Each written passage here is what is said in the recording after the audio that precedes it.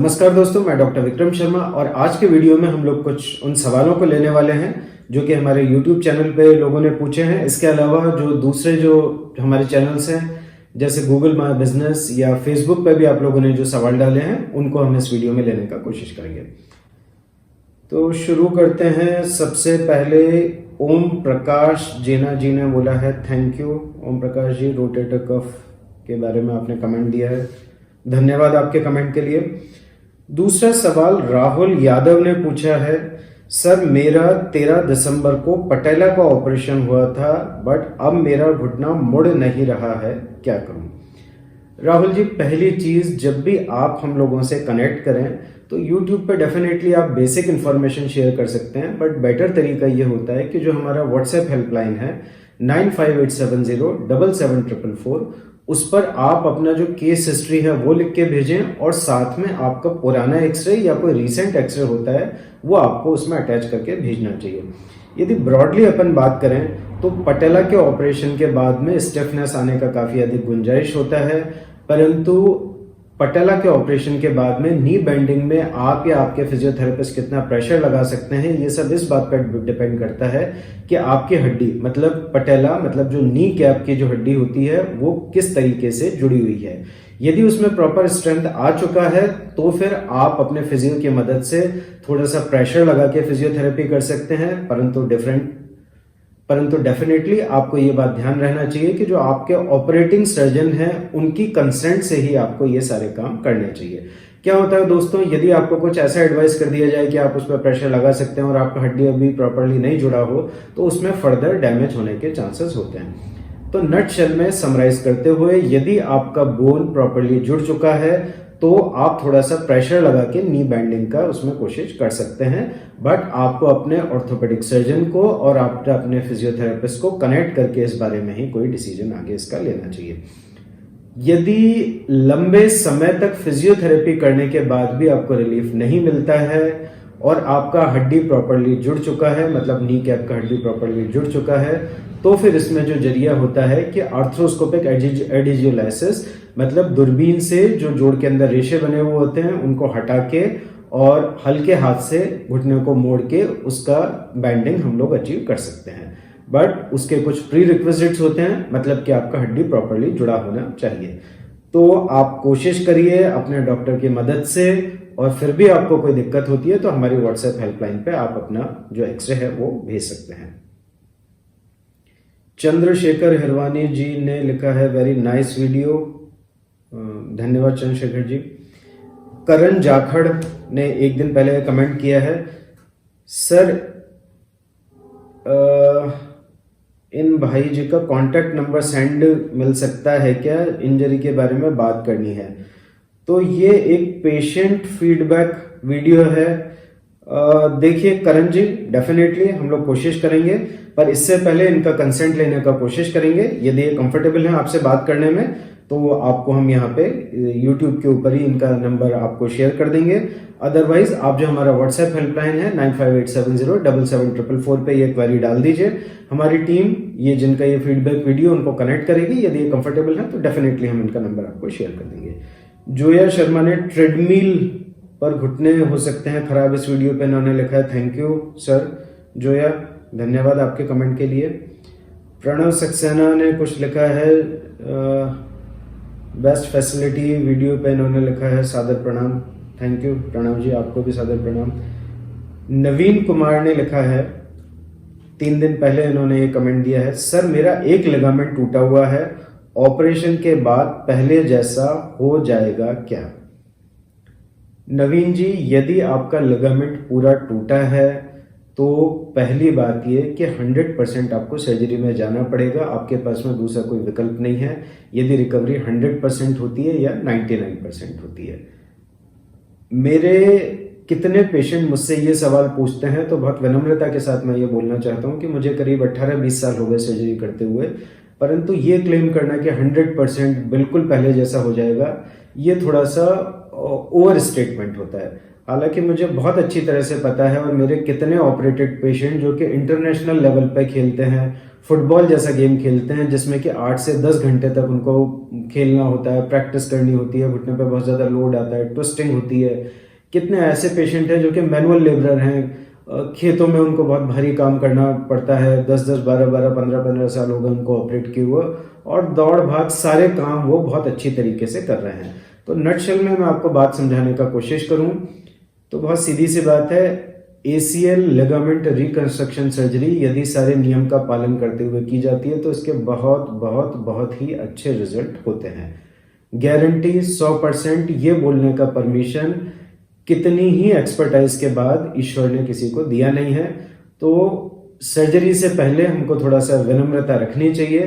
तो बेसिकली मैं आपको ये बोलना चाहूंगा कि सर्जरी के परिणाम बहुत अच्छे हैं और आपका रिकवरी इसमें बहुत ज़्यादा अच्छा हो जाएगा, बशर्ते प्रॉपर टेक्निक का इस्तेमाल हो। जो चीज़ आपको ज़रूरत है, सिंगल बंडल, रिमेनेंट प्रिजर्विंग, या किस तरीके से उसको करना है, आपका क्या ज़रूरत है, उसके हिसाब से उसमें बात आगे की जा सकती है। आपको फिर भी कोई शंका होती है तो आप अपना MRI जो हमारी व्हाट्सएप हेल्पलाइन है 9587077444 पर भेज सकते हैं। तो टीम वो MRI देख के आपको कनेक्ट करेगी और उस बारे में उचित सलाह आपको दे सकती है।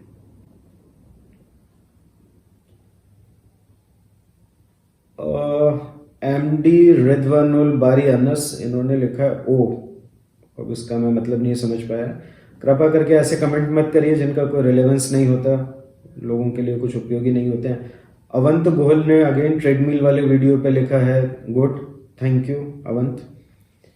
अभिषेक सरकार ने लिखा है स्टेरॉइड का कौन सा इंजेक्शन लगाना चाहिए। ये इन्होंने वीडियो पे कमेंट किया है, घुटने की चोट या दर्द का इलाज बिना ऑपरेशन के क्या इंजेक्शन से किया जा सकता है। तो दोस्तों, इस वीडियो में मैंने बहुत डिटेल में ये बात समझाई है कि किस कंडीशन में कौन सा इंजेक्शन लगाया जा सकता है या लगाया जाना चाहिए, परंतु विशेष रूप से ध्यान रखिए कि न तो PRP न स्टेरॉइड का इंजेक्शन कोई जादू होता है, उनके कुछ स्पेसिफिक इंडिकेशन होते हैं। मेरे साथ में कितने पेशेंट ऐसे आते हैं जो कि इस चीज़ का शिकार होते हैं कि उनको वास्तव में किसी दूसरे ट्रीटमेंट का ज़रूरत होता है और 2-2, 4-4 PRP के इंजेक्शन लगा के लाखों रुपए वो वेस्ट करते हैं।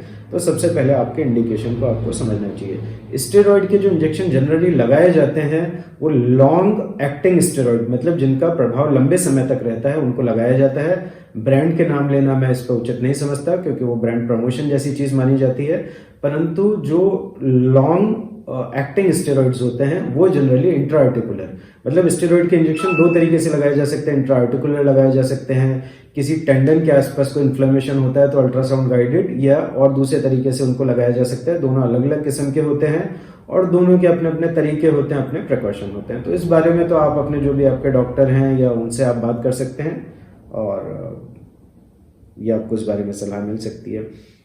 गुरदीप सिंह ने 9 दिन पहले ये बोला है, सर PCL रिवीजन हुआ है हाइब्रिड सर्जरी से 10.5 मिलीमीटर ग्राफ्ट और 2 peroneus longus and fibre tape with bio screw 15 days पहले। 2 पेरोनियस लॉन्गस ग्राफ्ट क्या होते हैं गुरुदीप, थोड़ा समझना मुश्किल है, अब क्या आप बोलना चाहते हैं। बट जब मैं बेड पर नीचे लैग करके बैठता हूं तो नीचे फ्लोर पर फुट रखता हूं तो बैठे हुए तो थोड़ी लैक्सिटी फील होती है। जब मैं आगे फोर्स लगाता हूँ, इज इट नॉर्मल और नॉट। 6 मंथ पहले मेरी PCL सर्जरी के बाद लैग मसल वेस्ट हो गई थी। गुरदीप देखिए, लैक्सिटी फील होना और लैक्सिटी होना दोनों अलग अलग बातें होती हैं। आप इतने समय तक समस्या में रहे हैं तो हो सकता है कि ये आपका एक साइकोलॉजिकल अडॉप्टेशन हो, साइकोलॉजिकल डिपेंडेंस हो, परंतु लैक्सिटी भी हो सकती है क्योंकि PCL का जो सर्जरी होती है उसमें कई बार लैक्सिटी दोबारा डेवलप होने की काफ़ी संभावनाएं होती हैं। तो आपको अपने डॉक्टर से कनेक्ट करना चाहिए, वो क्लिनिकली एग्जामिन करके, क्योंकि मैं बिना क्लिनिकली एग्जामिन किए हुए ये नहीं बोल सकता हूँ कि उसमें लैक्सिटी है या नहीं है। परंतु एक चीज़ जो मैं आपको बात समझाना चाहता हूँ कि जब PCL की सर्जरी होती है तो जो हमारे घुटने के आगे की तरफ जो मसल्स होती हैं, क्वाड्रिसेप्स, उनकी स्ट्रेंथनिंग पे बहुत विशेष रूप से ध्यान देना चाहिए। बेसिक फॉर्मूला, आपके पास में एक नॉर्मल पैर है और एक ऑपरेटेड पैर है, तो नॉर्मल पैर में जो मसल का बल्क है, मतलब थाई जितना मोटा है, जितना मजबूत है, जो आपका ऑपरेटेड पैर है उसका भी जो मोटाई है, उसकी जो मसल का जो वॉल्यूम है लगभग उतना ही होना चाहिए। तो यदि वो कम है तो फिर आप धीरे धीरे वेट लगा के एक्सरसाइज शुरू करें। देखिए क्या होता है कि जैसे अपन बॉडी बिल्डिंग करते हैं तो धीरे धीरे वेट लगाते हैं और उसको बढ़ाते हुए जाते हैं। अपन बाइसेप्स करते हैं 1 किलो से 2 किलो से, तो सेम प्रिंसिपल यहाँ भी लागू होता है। आपको धीरे धीरे थेराबैंड की मदद से या जो एंकल कफ आते हैं जो वेट लगाए जाते हैं उनकी मदद से एक्सरसाइज करनी चाहिए। फिजियोथेरेपिस्ट या अपने डॉक्टर का सलाह लेना चाहिए। डाइट में आपको immediately exercise with in 30-40 minutes एक अच्छा प्रोटीन ऐड करना चाहिए। लिक्विड प्रोटीन होता है तो उसका आपको एडवांटेज मिलेगा। तो Gurdeep, get well soon. Sandeep Bansal ने लिखा है, एक दिन पहले इन्होंने एक सवाल डाला है कि सर्जरी में स्पाइनल एनेस्थीसिया दिया जाता है जिसमें बहुत दर्द होता है, कोई और तरीका भी है क्या? संदीप, ACL की सर्जरी में 2 तरह के एनेस्थीसिया दिए जा सकते हैं। ये इन्होंने जो एक वीडियो है ACL टीयर सर्जरी या फिजियोथेरेपी, इसके ऊपर डाला है। तो संदीप, सर्जरी में ACL का सर्जरी में बेसिकली डॉक्टर को, सर्जन को ये चाहिए होता है कि आपका नीचे का पार्ट सुन्न हो। उसके 2 तरीके होते हैं, या तो पीठ में सुई लगा के उसको बेहोश उस हिस्से को सुन्न किया जाता है जिसे कि स्पाइनल एनेस्थीसिया बोला जाता है। स्पाइनल एनेस्थीसिया एक सेफ एनेस्थीसिया है क्योंकि आप पूरे सोते नहीं हैं, आपके नीचे का हिस्सा सुन्न रहता है और 2-3-4 घंटे बाद में धीरे धीरे वो सुन्नपन रिकवर हो जाता है। एक एडवांटेज ये होता है कि ऑपरेशन के इमीडिएटली बाद जो दर्द होता है वो स्पाइनल एनेस्थीसिया में, क्योंकि सुन्नपन धीरे धीरे जाता है तो वो बहुत अधिक नहीं होता है, परंतु उसके कुछ साइड इफेक्ट्स भी होते हैं, कुछ दर्द होता है, कई लोगों में स्पाइनल हेडेक भी हो सकता है। जो दूसरे तरीके होते हैं, कुछ नर्व ब्लॉक्स लगाए जाते हैं, पर नर्व ब्लॉक बहुत एक कंफर्टेबल प्रोसीजर नहीं होता। आपके जो भी 2-3 नर्व्स हैं उनको ब्लॉक किया जाएगा। स्पाइनल एनेस्थीसिया नहीं है तो फिर दूसरा ऑप्शन है GA, जनरल एनेस्थीसिया, मतलब आपको पूरा बेहोश करके वो सर्जरी की जा सकती है। थोड़ा सा डिसएडवांटेज ये होता है कि कई बार ऑपरेशन के दौरान कोई नई चीज निकलती है तो हम पेशेंट से बात करते हैं, वो जनरल एनेस्थीसिया में संभव नहीं होता है। दूसरा, सर्जरी के इमीडिएटली बाद थोड़ा सा दर्द का इंटेंसिटी बढ़ता है, बट उसको डेफिनेटली कुछ जो IV एनाल्जेसिक होते हैं, मतलब जो दर्द के इंजेक्शन देते हैं, उससे उसको कंट्रोल किया जा सकता है। एडवांटेज ये होता है कि स्पाइनल एनेस्थीसिया के बाद में जनरली 18 से 24 घंटे पेशेंट को बहुत सीधा लेटना होता है, तकिया वगैरह नहीं लगाना होता। GA के बाद में एडवांटेज ये है कि उनको इमीडिएटली खड़ा करके चलाया जा सकता है, मतलब जैसे भी 4 घंटे, 5 घंटे, 6 घंटे बाद वो वॉशरूम में जा सकते हैं यदि आपका ACL का सिर्फ सर्जरी हुआ है, डिपेंडिंग ऑन द सर्जरी। तो आपके सवाल का जवाब यह है कि यदि स्पाइनल एनेस्थीसिया नहीं है तो फिर आपको सुटेबल नहीं है, आप अपने डॉक्टर से बात कर सकते हैं। वो केस के अंदर आपको जनरल एनेस्थीसिया दिया जा सकता है। फन मजा ने कमेंट किया है, सर फाइबर टेप, इन्होंने ये कमेंट डाला है फाइबर टेप इंटरनल ब्रेस वाले वीडियो पे। ये पूछते हैं, सर फाइबर पूरी लाइफ लगा रहेगा नी में या एब्जॉर्ब हो जाएगा? फन मजा जो भी आपका नाम है, फाइबर टेप का जो इंटेंट होता है वो यही होता है कि आपके लिगामेंट को वो मदद करे यदि किसी किस्म का चोट उसमें लगता है, तो वो एक तरह से हमेशा आपके घुटने में रहेगा, बट वो एक ऐसा अडॉप्टेबल चीज होती है जो कि आपके घुटने में रह सकती है, कोई उसका इफेक्ट नहीं होता। अपन बात करते हैं यदि फाइबर टेप, मतलब जिस कंपनी का ये ब्रांड नेम है, ये आर्थरेस करके एक कंपनी होती है, उसका टेप जो होता है उसको बोला जाता है फाइबर टेप। हिंदू अंकेश ने पूछा है, क्या निकाले गए हैमस्ट्रिंग टेंडन दोबारा बनते हैं? ये इन्होंने कमेंट किया है इस वीडियो पे, जिस वीडियो में हम लोगों ने एक सारी सर्जिकल टेक्निक्स के बारे में बताया। फ्रेंड्स, ये बहुत ही यूजफुल वीडियो है क्योंकि काफ़ी कंफ्यूजन रहता है कि डिफरेंट सर्जिकल टेक्निक्स होती हैं ACL के बारे में, single bundle, double bundle, all inside, तो उसके क्या किस तरीके से किया जाता है, एडवांटेज डिसएडवांटेज, तो इस वीडियो पे इन्होंने कमेंट किया है। दोस्तों, हैमस्ट्रिंग टेंडन, 2 टेंडन होते हैं जिनको हम हैमस्ट्रिंग बोलते हैं, सेमिटी, ग्रेसिलिस।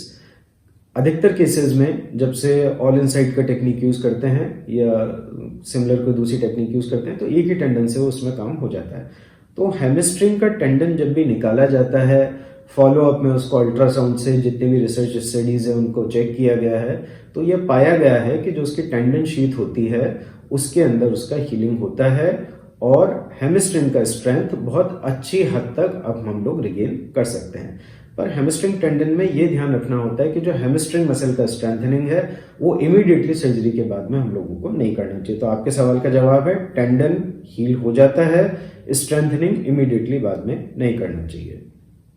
कुमार शैलेश ने लिखा है, सर मुझे ACL की प्रॉब्लम है और मुझे आपसे सर्जरी करानी है, आप कब और कितना कॉस्ट पड़ेगा बताइए सर प्लीज़। तो शैलेश, आप लोगों को टीम ने डेफिनेटली इस पर जवाब दिया होगा।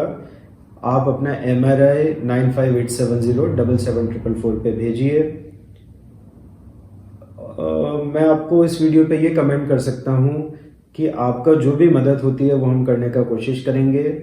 और कुछ हमने जो भी ऐसे लोग होते हैं जिनको थोड़ा सा कॉस्ट के इश्यूज होते हैं तो उनके लिए कुछ फैसिलिटीज़ बनाई हुई हैं और आपको डेफिनेटली उसके थ्रू हम लोग बेनिफिट देने का कोशिश करेंगे। हमारे चैनल पे कितने ऐसे फीडबैक वीडियोस हैं, कितने ऐसे प्लेयर्स हैं जिनकी अफोर्डेबिलिटी नहीं थी, जिनको पूरा best technique even all inside का यूज़ किया, कई बार ज़रूरत पड़ी तो इंटरनल ब्रेस भी लगाया और बहुत ही कम कीमत पे उनको ये फैसिलिटी दिया।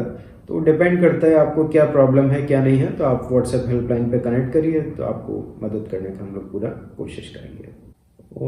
उर्मिला जी ने ये सवाल पूछा है जो स्टिफनी वाला वीडियो है उसके ऊपर है, दूरबीन का जो ऑपरेशन है वो स्टिफनी के संबंध में आपने बात की है। तो उसमें ये होता है कि दूरबीन उसमें डाली जाती है घुटने में, पूरा घुटने को नहीं खोला जाता है। क्या होता है, जो एडिजन होते हैं उनको हटाने के दो तरीके होते हैं, या तो हम घुटने को पूरा खोल के हटाएं या फिर सिर्फ दूरबीन के मार्फत से हटाएं। तो यदि पूरा खोलते हैं तो वही के वही स्थिति दोबारा आ जाती है, मतलब फिर पैर को सीधा रखना पड़ेगा और वही के वही रेशा दोबारा बन जाएंगे। तो दूरबीन का ऑपरेशन डेफिनेटली ओपन ऑपरेशन के कंपैरिजन में बिल्कुल अलग तरीके का होता है।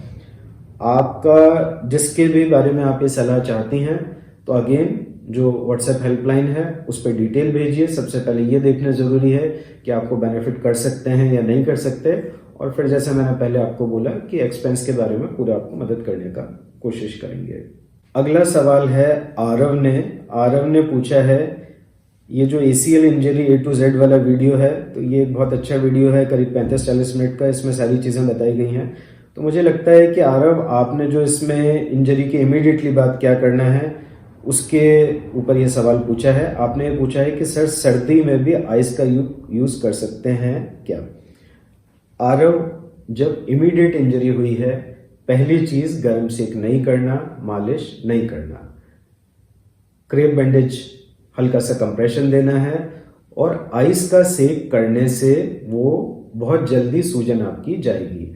आइस का सेक करने का तरीका होता है, उसका भी वीडियो आपको इस चैनल पे मिल जाएगा। मोटा मोटा बात करें तो सीधा आइस को नहीं लगाना, मतलब आइस पैक भी लगाते हैं तो किसी टॉवल वगैरह में लपेट के लगाइए, उसको थोड़ा 40-50 सेकंड तक उस जगह पे लगा के रखिए और फिर हटा लीजिए। यदि बहुत ज़्यादा सर्दी है तो डेफिनेटली जो ऐसा समय दिन का जिसमें ज़्यादा सर्दी होती है वो नहीं करिए। जो हमारा आफ्टरनून का टाइम होता है, थोड़ा सा मिड इवनिंग का टाइम होता है, उस टाइम आप ये सेक कर सकते हैं। तो डेफिनेटली आइस का सेक आप कर सकते हैं प्रिकॉशन के साथ में, सही तरीके के साथ में। Sandeep Bansal, sir high grade ACL tear है, क्या करना चाहिए। तो Sandeep, high grade ACL tear मैंने आपको वीडियो में पहले समझाया था कि हाई ग्रेड मतलब ग्रेड करने के अलग अलग तरीके होते हैं, grade 1, grade 2, grade 3, near complete tear, complete tear, अलग अलग टर्म्स होती हैं। सामान्य भाषा में बात करें तो हाई ग्रेड का मतलब है लिगामेंट का बहुत अधिक हिस्सा टूट चुका है, आपको जो आपने लिखा है उसके हिसाब से साफ ये दिख रहा है कि आपको सर्जरी का ज़रूरत है। बट फाइनल डिसीजन तो आपका घुटना क्लिनिकली देखें या MRI का फिल्म देखें तो बता सकते हैं। पर यदि वास्तव में हाई ग्रेड टीयर है तो आपको सर्जरी में जाना पड़ेगा। ये इंजेक्शन, PRP, स्टेरॉयड के इंजेक्शन बिल्कुल मदद नहीं करेंगे, रादर आप अपनी परिस्थिति में उलझ और सकते हैं। तो हाई ग्रेड टीयर है तो आपको सर्जरी में जाना पड़ेगा, जाना चाहिए।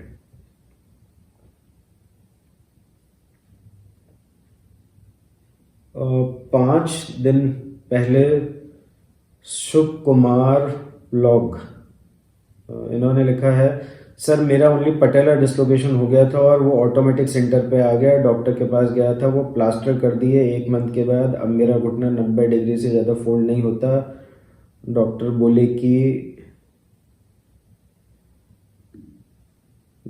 कि गर्म पानी से सेकने के लिए, सेकने के बाद भी 90 तक बैंड रहता है, यूज आगे पेन होता है, क्या करें प्लीज।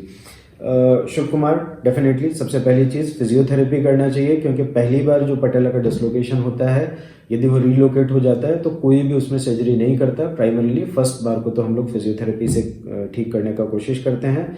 जवाब यही है, अच्छा गाइडेड फिजियोथेरेपी करिए। अपने फिजियोथेरेपिस्ट को और अपने जो भी आपका ट्रीटिंग ऑर्थोपेडिक सर्जन है उसको अपने लूप में लेके, फिर भी यदि आपको स्टिफनी रहती है तो फिर जो आप हमारा व्हाट्सएप हेल्पलाइन है उस पर कनेक्ट करिए, अपना डिटेल भेजिए, सो विल टेल यू। आपके केस में यदि घुटना नहीं मुड़ता है तो डेफिनेटली जो दूरबीन का आर्थ्रोस्कोपी का सर्जरी होती है उससे आपको बहुत ज़्यादा रिकवरी के चांस होते हैं। स्मारिका शर्मा ने पूछा है एसीएल टूटने, इन्होंने ये पूरा लिगामेंट टूटने पर क्यों है सर्जरी जरूरी, इस पर इन्होंने बोला है सर एसीएल पूरा टूटने के बाद सर्जरी कराने के बाद पहले जैसे नॉर्मल चल सकता है और दौड़ सकता हूँ कि नहीं डॉक्टर, मैं एक फुटबॉल खिलाड़ी हूँ, प्लीज़ रिप्लाई डॉक्टर। तो स्मारिका, डेफिनेटली लिगामेंट का सर्जरी के बाद में आउटकम बहुत अच्छे हैं। कितने प्रोफेशनल प्लेयर्स हैं, फुटबॉल प्लेयर्स हैं जिनको ये इंजरी हुई है। प्रोवाइडेड फुटबॉलर्स के केस में हमको ग्राफ्ट का जो मोटाई होती है, मतलब जो ग्राफ्ट प्रिपरेशन होती है उस पर थोड़ा सा विशेष ध्यान रखना होता है।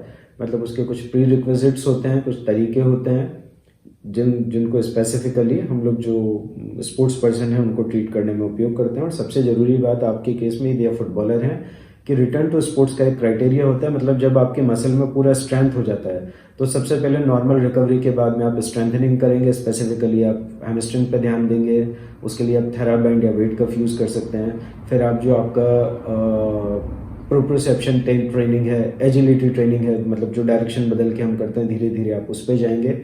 और जब आपके इस पैर का स्ट्रेंथ नॉर्मल पैर के करीब 70-80% तक आ जाता है तभी आपको स्पोर्ट्स में जाना चाहिए। तो उसका एक क्राइटेरिया है, उसके बिना आपको खेल में नहीं जाना चाहिए। आपका जवाब यह है, definitely you will be able to join your sports.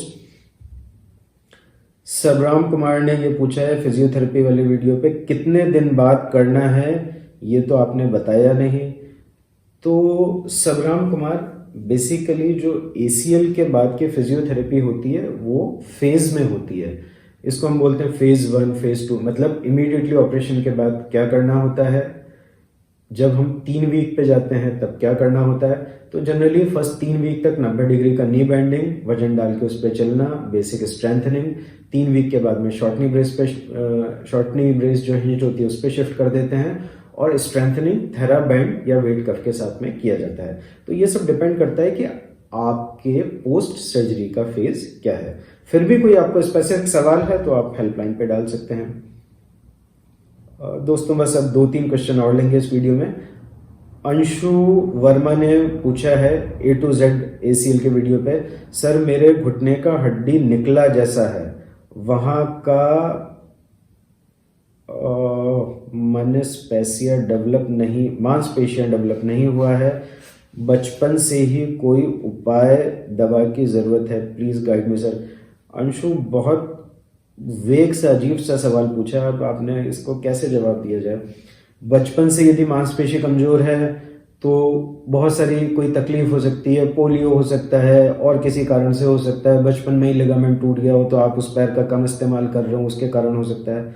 तो बिना इन्वेस्टिगेशन या जांच के ऐसे सवाल का जवाब देना मुश्किल है। यदि कोई कारण नहीं है तो जो एक गाइडेड फिजियोथेरेपी है उससे आपको फायदा पड़ सकता है। और बेटर ये है अपने लोकल जो भी जहाँ से भी आप अपने डॉक्टर को दिखाइए या आपने कोई इन्वेस्टिगेशन कराया हुआ है तो आप हमारी व्हाट्सएप हेल्पलाइन पे शेयर करिए, डेफिनेटली आपको जवाब देने का कोशिश करेंगे। अनिल शर्मा ने लिखा है एक्सरसाइज कर रहे हैं 1 ईयर हो गया। अनिल अपना पूरा हिस्ट्री भेजिए। ये इन्होंने ACL चोट लगने पर ये गलती ना करें। तो आपको 1 साल हो गया तो ये गलती तो नहीं है कहीं से भी। आप थोड़ा सा अपना डिटेल भेजिए तो मैं उसका जवाब देने का कोशिश करूंगा। अब अनिल शर्मा ने फिर दूसरा सवाल किया है उसी वीडियो पे, सर रनिंग कर सकते हैं क्या with exercise ACL ligament injury में। एसीएल लिगामेंट इंजरी के ऑपरेशन के बाद में कर सकते हैं, या लिगामेंट टूटा हुआ है तो आप रनिंग करना चाहते हैं। यदि पूरा लिगामेंट टूटा है, रनिंग करते हैं तो आपको दोबारा गिरने के, लचक खा के गिरने के पूरे चांसेस हैं, बाकी बचे हुए लिगामेंट टूट सकते हैं। एसीएल की सर्जरी के बाद में आप रनिंग कर सकते हैं, बट उसका एक क्राइटेरिया होता है, कितने समय के बाद में करनी होती है, कितना स्ट्रेंथ आती है। तो डेफिनेटली एसीएल सर्जरी के बाद में रनिंग की जा सकती है, टाइम फ्रेम को देखते हुए। और एक बात जो कि मुझसे बार बार पूछी जाती है कि सर ये फाइबर टेप का उपयोग कर लें तो हम 3 वीक में दौड़ने लग जाएंगे। तो दोस्तों ऐसी बेवकूफ़ी में मत पड़िए।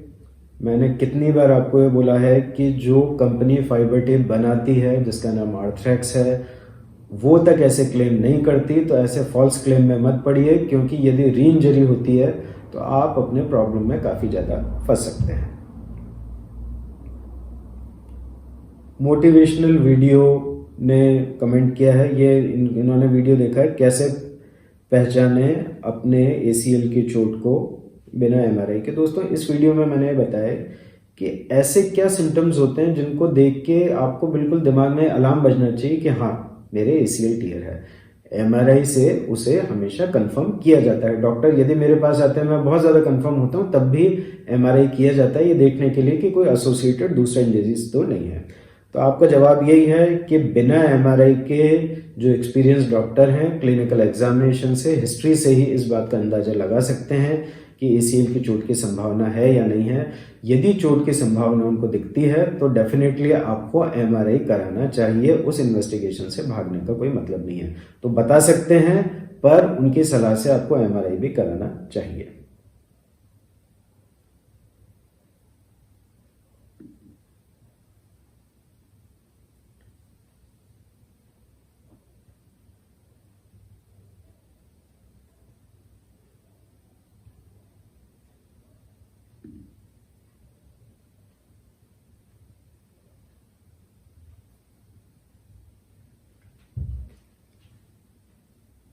बस अब लास्ट के 2 कमेंट पे हम लोग और बात करेंगे, क्योंकि ऐसे तो ये काफ़ी लंबा चल सकता है। एंटिस एडी, इन्होंने कमेंट किया है जो फाइबर टेप वाला वीडियो है उस पर, फाइबर टेप किस कंपनी का बेस्ट होता है। सो एडी, मैंने जैसा पहले इस वीडियो में बोला, फाइबर टेप एक टेप होता है, पॉलिएस्टर, या आप इसको दूसरा कुछ कॉन्फ़िगरेशन। तो एडी मैंने पहले भी बताया कि जिसे फाइबर टेप बोला जाता है वो एक टेप होता है। फाइबर टेप एक कंपनी का ब्रांड नेम है जिसका नाम है आर्थरेक्स। इसी तरह से दूसरी कंपनी स्मिथ नेफ्यू, वो भी अमेरिका की है, उसका ब्रांड नेम है अल्ट्रा टेप। इसी तरीके से डिफरेंट कंपनीज सेम प्रोडक्ट बनाती हैं, उनके ब्रांड नेम अलग अलग होते हैं। तो फाइबर टेप तो एक ब्रांड नेम है आर्थरेक्स कंपनी का। अब इसमें कंपनी का तो मैं कैसे बता सकता हूँ, मतलब फाइबर टेप आर्थरेक्स करके एक कंपनी होती है, यूएस का कंपनी होती है, अच्छा प्रोडक्ट है। दूसरी और भी कंपनीज होती हैं, उनके भी सिमिलर प्रोडक्ट आते हैं, और किसी कंपनी के प्रोडक्ट को हम लोग डेफिनेटली प्रमोट नहीं करते हैं।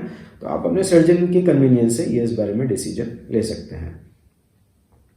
सुमन सैनी ने लिखा है स्टिफ नी वाले वीडियो पे, सर पैर में रॉड डली है, 1 मंथ हो गया, नी जाम हो रहा है।